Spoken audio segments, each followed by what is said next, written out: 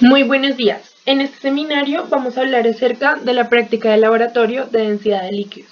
Nuestro grupo está conformado por Angie Echeverría, Catalina Garcés y Juan Enestrosa, estudiantes del Laboratorio 7 de la Universidad Militar Nueva Granada. En primer lugar, vamos a leer los objetivos de la práctica. Como objetivo general, tenemos determinar las densidades de las sustancias líquidas expresando sus magnitudes en diferentes unidades de medida. Y como objetivos específicos tenemos, primero, determinar la densidad absoluta de líquidos, agua, etanol y una muestra problema por el método del pignómetro y de la pipeta. Segundo, hallar el porcentaje de error de cada uno de los métodos utilizados basándose en los valores de densidad reportados en la literatura científica. Tercero, evaluar, según parámetros estadísticos básicos, el mejor método para determinar la densidad de líquidos en el laboratorio de química. Cuarto, hallar la densidad relativa de cada una de las sustancias líquidas de estudio. Quinto, realizar conversiones de unidades con los resultados obtenidos. Y por último, identificar y usar los implementos de seguridad en el laboratorio que permiten desarrollar la práctica de manera segura. En segundo lugar, tenemos el marco teórico. La densidad es una propiedad intensiva de una sustancia que no depende de la cantidad de sustancia presente. Por lo tanto, la densidad puede utilizarse para identificar una sustancia pura desconocida si hay una disponible lista de densidades de referencia. Además, la densidad es una magnitud escalar utilizada en química y en física en donde se relaciona la masa con el volumen. Para medir la densidad de una muestra de una sustancia es necesario medir su masa y su volumen, como ya lo había dicho. La masa se mide típicamente usando una balanza analítica y el volumen según el instrumento que contenga el líquido.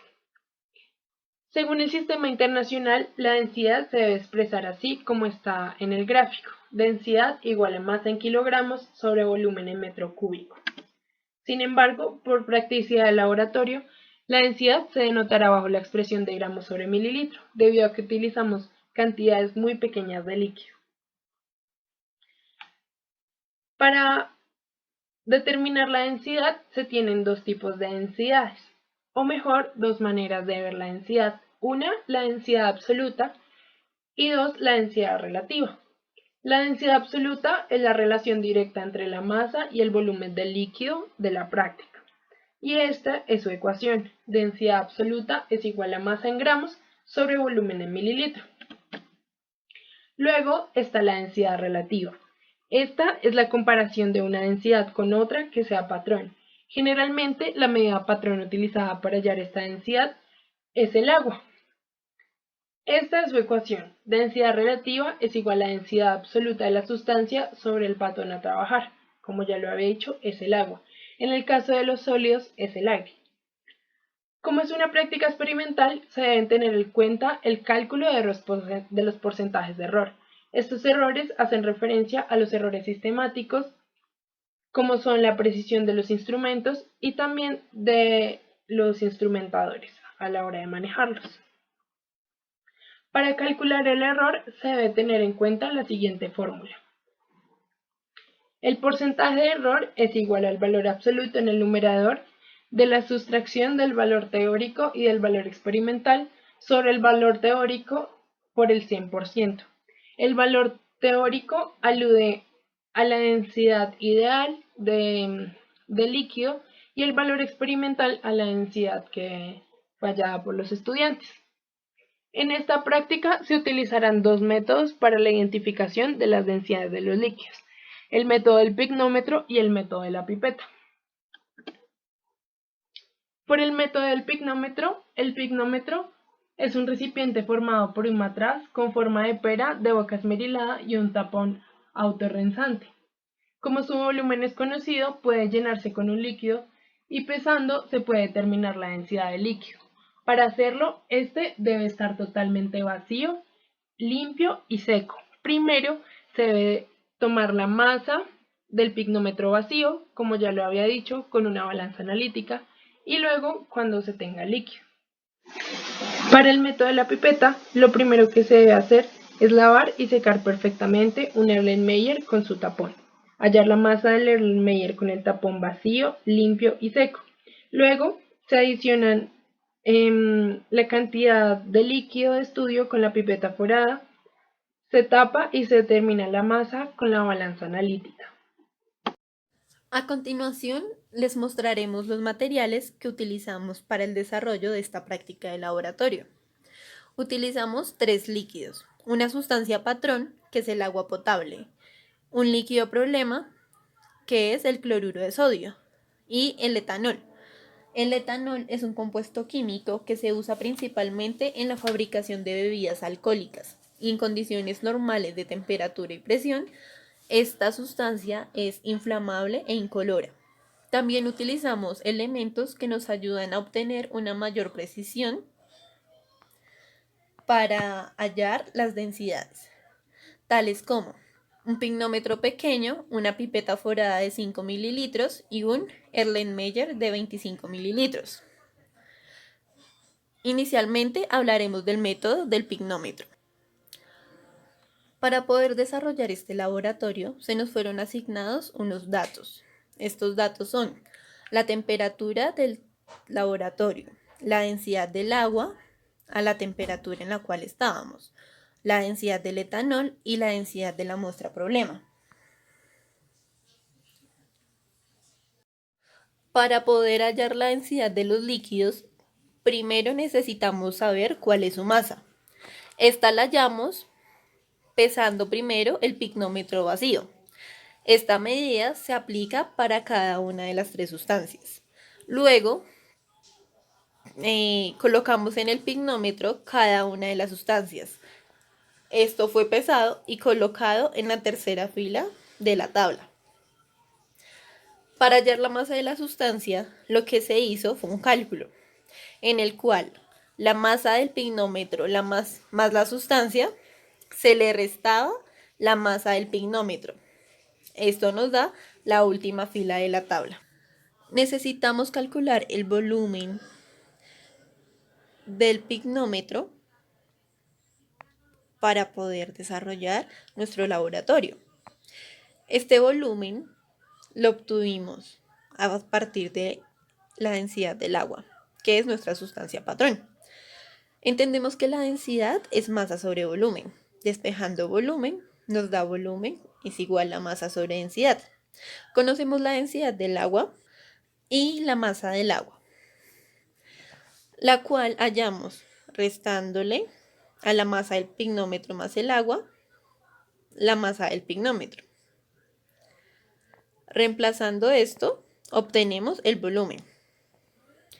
Ya con todos los datos de nuestra sustancia patrón, podemos hallar las densidades de las sustancias problema.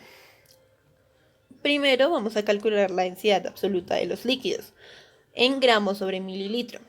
La densidad absoluta, como lo hemos dicho anteriormente en el marco teórico, es la masa de la sustancia sobre el volumen. Dicho volumen es el volumen del pignómetro que hallamos con la fórmula de la densidad del agua. Luego hallamos la densidad relativa de ambas muestras, en gramos sobre mililitro también. La densidad relativa es la densidad absoluta sobre la densidad de nuestra muestra patrón, en este caso del agua. Este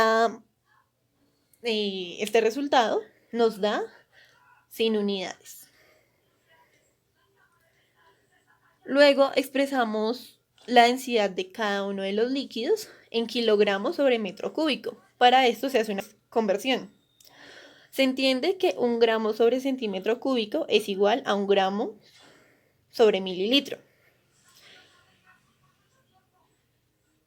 Aplicamos la fórmula que ven en pantalla y obtenemos el resultado en kilogramos sobre metro cúbico.